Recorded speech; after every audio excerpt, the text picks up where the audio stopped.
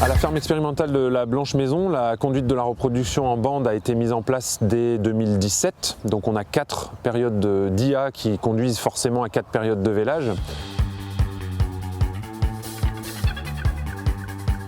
Les objectifs principaux étaient de 2 types. Le premier type, c'était de rationaliser et de mieux organiser le travail de l'éleveur autour de ces périodes, donc avec des temps très spécialisés autour de la reproduction et des temps qui étaient libérés pour faire autre chose dans la ferme, notamment des travaux au champ. Et puis le deuxième objectif, c'était un objectif plus filière, avec une volonté de mieux répartir les livraisons de lait au cours du temps. Donc en faisant 4 périodes de vélage, effectivement on répartit beaucoup mieux chaque trimestre les livraisons de lait. L'objectif c'était d'avoir un 12e chaque mois. On n'y est pas tout à fait, mais en tout cas on fait beaucoup mieux que sur un ancien système où on avait 2 périodes de vélage, une au printemps, une à l'automne, où là on était beaucoup plus saisonné dans les livraisons. Donc l'année est découpée en 8 périodes de 6 semaines, 4 périodes de 6 semaines qui sont dédiées à une surveillance accrue du troupeau avec des périodes de vélage, une bande en période de vélage et une bande en période d'IA. Et les autres 6 semaines sont des périodes où il y a moins de surveillance autour du troupeau puisqu'il n'y a ni vélage ni IA. Et donc on a fait caler ces périodes avec des périodes où il y avait autre chose à faire dans notre système de polyculture élevage. C'est-à-dire que du 15 mars au 1er mai, on peut s'occuper des ensilages d'herbes, de la clôture des animaux, de la sortie à l'herbe, de la préparation des semis de printemps. Du 15 juin au 30 juillet, on peut faire les foins, les moissons et prendre des congés d'été. Du 15 septembre au 30 octobre, on peut faire les ensilages de maïs et la préparation des semis d'automne. Et du 15 décembre au 30 janvier, celle-ci est un peu plus particulière parce que la surveillance autour du troupeau est quand même importante puisque les animaux sont en bâtiment.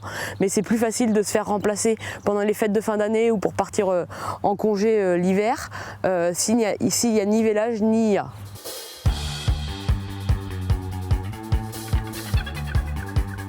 Les 88 vaches de la ferme expérimentale sont réparties en 4 bandes, 4 fois 22 vaches en théorie.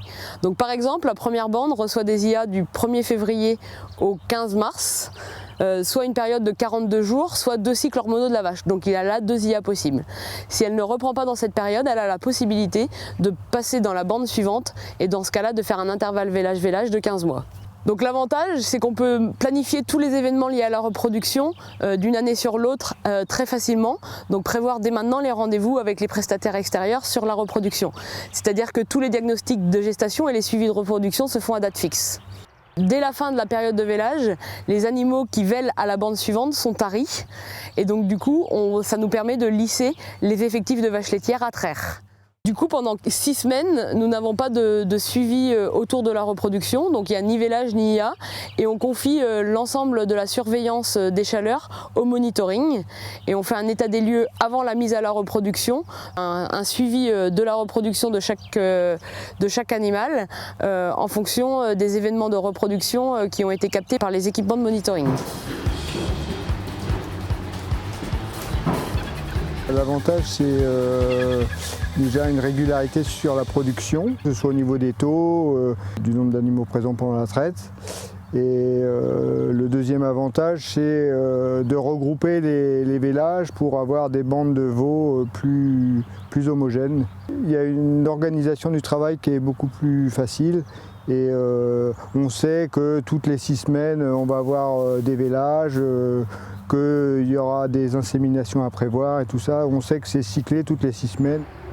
Le point important, c'est qu'il faut être rigoureux au niveau du suivi des animaux, notamment à la mise à l'ARPRO, au suivi des fécondités. L'intérêt, c'est d'avoir des lots de veaux concis pour un bon suivi de la croissance, pour permettre des vélages précoces des animaux. Si je récapitule, la reproduction en bande permet une meilleure répartition du temps de travail entre les différentes activités de l'exploitation en polyculture élevage, une surveillance accrue des animaux en période de reproduction, une meilleure régularité dans l'atteinte des objectifs de livraison de lait, des lots de veaux préconstruits facilitant le suivi de leur croissance puis leur mise à la reproduction.